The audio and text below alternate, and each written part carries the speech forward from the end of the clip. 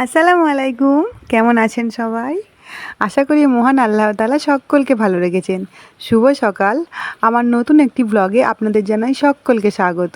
তা দেখুন সকালবেলায় কেমন নিস্তব্ধ নিঝুম। যত দিন সময় বাড়বে তত কোলাহল, মানুষের ভিড়ভাট্টাও বাড়তে থাকে। সকাল সকাল উঠে আমার কাজ আমি শুরু করে দিয়েছি। আমার কাজ তো রান্নাবান্না। তা আমি সকাল সকাল রান্নাবান্না শুরু করে দিয়েছি। সকালে মুড়ি খাওয়ার জন্য ছোলা ভাজা করব। আর মামা আজকে চলে যাবে। আর মামা চলে যাবে 10টার সময়। ওর তারপরে সকালের খাবারটাই একটু ভালো করে খাবে, তারপরে আর কিছু খাবে না। আর ওকে আমি একটু টিফিন বানিয়ে দেবো, ও সেটা নিয়ে চলে যাবে। তা আমি আলুটা কেটে নিচ্ছি। আর এদিকে আলু কাটতে কাটতে দেখলাম যে পানিও চলে এসেছে, মানে খাবার পানি। আর এইটা হচ্ছে আমি কলসিটায় আমি ভরে রাখবো, কারণ আমার তো ফ্রিজ নেই। আর কলসি হচ্ছে কি ন্যাচারাল পানিটা ঠিকঠাকই থাকে। আর ফ্রিজের পানি খেলে ঠান্ডা লেগে যায়, আমার অ্যালার্জি আছে, আমার খুব কষ্ট হয়। ফ্রিজ অবশ্য নেইও, আর বাড়িতে থাকলেও আমি খাই না। তা পানিটা ভরে নিচ্ছি, কারণ এটা আমার জন্য ওয়েট করবে না, পানি চলে যাবে। কখন আসে আর কখন যে যায় বলা যায় না। এই দিকের কলটা হচ্ছে পানিটা আসে মানে খাবার পানি, আর ওই দিকেরটা আর থালা বাটি ধোয়া হয় ট্যাঙ্কির সঙ্গে, ওটা যুক্ত করা আছে। তা আরিয়ানও উঠে পড়েছে, সোনা বাবা উঠে পড়েছে। আর আমি এদিকে আলুটা কাটতে কাটতেই পানিটা ভরে নিলাম, কারণ আলুটা কাটা একটু ওয়েট করা যায়, পরে কিছুক্ষণ পরেও কাটতে পারবো। আর পানিটা কখন যে চলে যায় সেটা বুঝতে পারা যায় না। চলে গেলে কি বলুন তো, ট্যাঙ্কির পানি খেতে হবে, তো কী দরকার আমার, সেই জন্য আমি আলুটাকে কাটা রেখে দিলাম। আর তারপরে পানিটাকে ভরে নিয়ে এবার আমি আলুটাকে কেটে নিচ্ছি। আর এখন একটু টাইম আছে, আমি একটু সকাল সকাল উঠেছিলাম। আর আজকে টিফিন বানাতে হয়নি, কারণ ওর একটু শরীরটা খারাপ। রোজা রেখেছিল 1 মাস, তারপরে পেটটা গন্ডগোল করছে। আস্তে আস্তে হয়তো ঠিক হবে। আর খিদেও অতটা নেই বলছে দুপুরবেলায়। তা ওই জন্য টিফিন বানানোরও কোনো ঝামেলা ছিল না, আজকে নেই। আর ও বললো কি টিফিনে ও নাকি গুড় মুড়ি নিয়ে যাবে, নাহলে চিনি মুড়ি। আমার কাছে গুড় ছিল, বাড়ি থেকে এনেছিলাম, সেই গুড় মুড়ি ওকে একটু ভরে দিয়েছি, ওটাই ও খাবে। পেটটা গন্ডগোল, আর এখানে ওয়েদারটা গরম, তা ওর পেটটা হয়তো এখন রোজা রেখেছিলো বলে হয়তো কদিন টাইম লাগবে, তারপরে ঠিক হয়ে যাবে। ও বলে পানি বসিয়েছি। আর এদিকে দেখছি আমার চিনি শেষ হয়ে গেছে। কালকেই চিনি শেষ হয়ে গিয়েছিলো, আর ভরা হয়নি। আজকে চিনিটা ভরে নিই, না হলে তো কিছু কাজ হবে না, চিনিটা তো দরকার। আর এই সকালে চা খাওয়ার সময়ই দরকার হয় জানেন। আর চিনিটা সারাদিনের জন্য কোনো প্রয়োজন হয় না। যখন রোজা রাখছিল তখন শরবত বানানোর জন্য রোজ একটু করে দরকার হচ্ছিল, এখন আর কোনো দরকার হয় না। আর এই আমার বেশি চিনিও খাই না, চায়েতে আমি অল্প চিনি খাই, কিন্তু আরিয়ানের পাপা একটু বেশি করেই মিষ্টি মিষ্টি চা খায়। আর আমরা সবসময় লিকার চাই খাই। মামা এসেছে, কালকে দুধ চা করেছিলাম, হয়তো ওটা খেয়ে ওর পেটে গন্ডগোল হয়েছে নাকি জানি না, কিন্তু লিকার চাই খাই আমরা, দুধ চা খাই না। তা আমাদের জন্য লিকার চা করে নিয়েছি, আমি, আরিয়ান আর আরিয়ানের পাপা। আর এদিকে মামার জন্য আবার চা বসিয়ে দেবো, ওটা দুধ চা বানাবো। এই দুধটা একটুখানি ছিল, কালকে দুধ নিয়েছিলাম, নিই প্রত্যেক দিনই দুধ। তা মামাকে একটু দিয়েছিলাম, মামা খেতে চাইছিল না, রাতে জোর করে ওকে দিলাম। আর আরিয়ান খেয়েছে, আর এটুকু আছে। তা এইটুকু আমি চা করে নিলাম, আর একটু আছে, ব্যাস ওর পাপাকে দিলাম। খায় নাকি দেখি ওর পাপার তো পেটের গন্ডগোল। তা কলা এনেছিলাম, কালকে হাট ছিল, সকলকে সকালে দিয়ে দিলাম যে খেয়ে নাও। কেউ তো আর, মামাও চলে যাবে, টাইম পাবে না, আরিয়ানের পাপাও টাইম পাবে না। আর আরিয়ান তো পাবে, আরিয়ানের কাছে তো অ্যাভেলেবেল টাইম। শনিবারে এখানে স্কুল বন্ধ থাকে, অঙ্গনওয়াড়ি। আর রবিবারে বন্ধ থাকে, সোম থেকে শুক্রবার পর্যন্ত হয়। তার থেকে বেশি আর আমাদের ওখানে যেরকম শনিবারেও হয়, সেরকম এখানে শনিবারে হয় না। আর তো কী করা যাবে, না হলে আমি তো ওকে বাড়িতেই পড়তে বসাই। সকালে বসাই না, সন্ধ্যাবেলাটাই বসাই। আর সন্ধ্যাবেলাটাও পড়তে বসে, ও আমার সঙ্গে ঝামেলা করে অনেক। বাজার যাব, এই করব, সেই করব, হেন করব। পড়তে বসতে বললেই ওর মাথা খারাপ। খেলতে বলুন, দেখুন একদম বিশাল খুশি। এরকম ভালো ছেলে আর এই দুনিয়াতে একটা নেই। তা আমি মুড়ি খাওয়ার জন্য সব কিছু রেডি করে নিয়েছি। আর মুড়ি টুড়ি খাওয়ার পরে আবার অনেক কাজ আছে সকাল থেকে। মামার জন্য টিফিন বানাতে হবে, থালা বাটি ধুতে হবে। তা মুড়ি টুড়ি খেয়ে অনেক থালা জমে গেছে। আর কিছু থালা ওই রান্না করতে করতেও জমেছে, সেগুলো সবগুলো সুন্দর করে ভালো করে ধুয়ে নিই, নাহলে আমার তো আর হেল্প করার কেউ নেই, আমাকেই তো করতে হবে।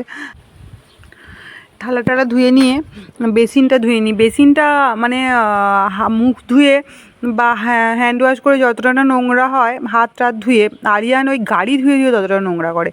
বাইরে থেকে গাড়িগুলো নিয়ে আসে, ধুলো টুলো মাখিয়ে নিয়ে, আর যত গাড়ি ওয়াশ কার ওয়াশ করে, আর ওই বেসিনে যেয়ে ধোয়, ব্যাস। সব নোংরা করে দেয়, প্রত্যেক দিন আমাকে ধুতে হয়। তা যেদিন ঈদের দিনে জামা কাপড়গুলো রেখে দিয়েছিলাম, নতুন যে জামা কাপড়গুলো পরেছিলাম সেগুলো কালকে ধোয়ার টাইম পাইনি, আগামী মানে গতকাল। তা আমি আজকেই ধুয়ে নিলাম সকাল সকাল, এই মিষ্টি মিষ্টি রোদে শুকিয়ে যাবে, আর একদম কড়া রোদে দিলে জামা কাপড়গুলো নষ্ট হয়ে যাবে। আর এখানে রোদ তো প্রচুর পরিমাণে রোদ, কি বলবো আপনাদের। তা আমি ওই জামা কাপড়গুলো দিতে এসেছি, আর পিছু পিছু উনিও এসে হাজির। কিভাবে যে আমাকে ডিস্টার্ব করা যায়, কিভাবে কাজে ব্যাঘাত ঘটানো যায়, শুধু ওর সেই দিকে চলে। এই জামাগুলোতেও নিশ্চয়ই ময়লা লাগাবে, কারণ ও যখন এখানে এসেছে তখন তো কিছু না কিছু একটা ভালো কাজ করবে। ও কাজ ছাড়া তো থাকে না, প্রচণ্ড কাজের মানুষ। আর আমি এদিকে মানে রাগে গজগজ করছি যে তুই যদি এগুলো কিছু করেছিস, ওকে বলছি যে এগুলো যেন নোংরা না হয়, নোংরা না হয়, কিন্তু ও কে শোনে কার কথা, ও তো করবে। আর ওর তো ওটাই কাজ, ও কী করবে। আর রাত্রেবেলায় জানেন ওই দুটো প্যান্ট আর আরিয়ানের পাপার প্যান্টটা একটু ভিজেছিল, সন্ধ্যাবেলার দিকে আমি ভাবলাম একটু পরে তুলবো আগামীকাল, কিন্তু আমি আবার ভুলেই গেছি, আমার কিচ্ছু মনে ছিল না প্যান্টটা তোলার জন্য। তা কী আর করা যাবে, সকালবেলায় দরজা খুলে দেখছি যা প্যান্টগুলো এখানেই পড়ে আছে, আমি তো ভুলেই গেছি প্যান্টগুলোর জন্যে।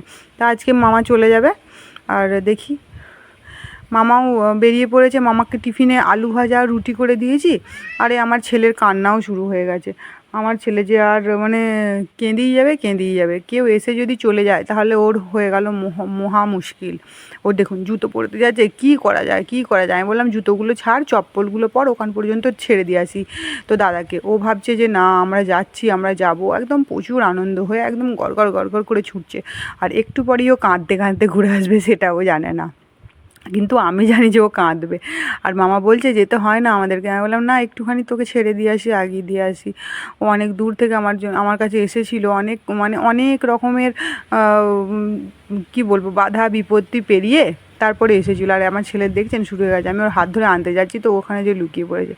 আবার মামার হাতটা ধরলো, আমি কোলে নিয়ে এলাম। আমি খালি মানে জুতো পরিনি, ছুটে চলে গেছি। আমি ভাবলাম তো এইখানটুকু যাবো, মামা বলছে চলে যেতে। আর আমার ছেলের দেখুন চোখে পানিতে দেখতে পাচ্ছে না, এত কষ্ট, এত কষ্ট। ওর লাল পড়ছে, চোখ দিয়ে পানি পড়ছে, মুখ দিয়ে পানি পড়ছে, দুঃখে কাতর হয়ে যাচ্ছে। ওর দাদুরা গেলেও ওরকম করে, যখনই যে যায় ওর তখনই ওরকম চালু হয়ে যায়। কি বলবো বলুন, বাচ্চা ছেলে, ও আসলে কাউকে পায় না না।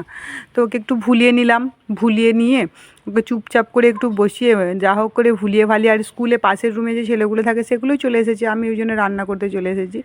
আজকে ঝিঙে আলু পোস্ত করব, আর শাক ভাজা করব, আর উচ্ছে ভাজা করব, ব্যাস। আর ডিম আছে রাত্রেবেলায়, ডিম ভাজা তো হবেই। ডিম জিন্দাবাদ, সারা জীবন যত কিছু তরকারি থাক আর না থাক, ডিমটা তো আপনার জন্য থাকবেই বলুন। তা আমি সবজিগুলো কেটে নিচ্ছি, আর সবজিগুলো কেটে নিতে নিতে আপনাদের সঙ্গে একটু একটু করে গল্প করে নিচ্ছি। আর এদিকে দেখুন আমার শাকটা হয়েই গেছে, আর শাকটা একটু আগেই চাপিয়ে দিয়েছিলাম। আর এটা পুনকো শাক, কালকেও শাক খেয়েছি, আজকেও শাক খাবো। শাক আমার অল টাইম ফেভারিট, ছোটোবেলায় কিন্তু খেতে চাইতাম না, এখন খেতে বেশ ভালোই লাগে। মনে হয় যে এখন যদি রোজ শাক দেয় বা রোজ সবজি দেয় এখন খাবো। ছোটোবেলায় ওগুলো দেখলেই যেন একদম মাথা গরম হয়ে যেত, নাক ছিটকাতাম, আমার মা যে তত বকতো খা খা খা। এখন বুঝতে পারি মা কেন বকতো। পোস্ততে আলু পোস্ততে পোস্ত দিয়ে দিয়েছি, আর একটুখানি পানি দিয়ে কিছুক্ষণ ঢেকে রাখলেই হয়ে যাবে পোস্ত রান্না। আর সব কিছু রান্না হয়ে গেছে, শাক ভাজা, উচ্ছে ভাজা আর পোস্ত রান্না। আপনারা ভাবছেন এত লাল লাল কেন হয়েছে, কারণ এটাতে আমি শুকনো লঙ্কা বাটা দিয়েছি, আমার খুব ভালো লাগে কালারফুল হলে।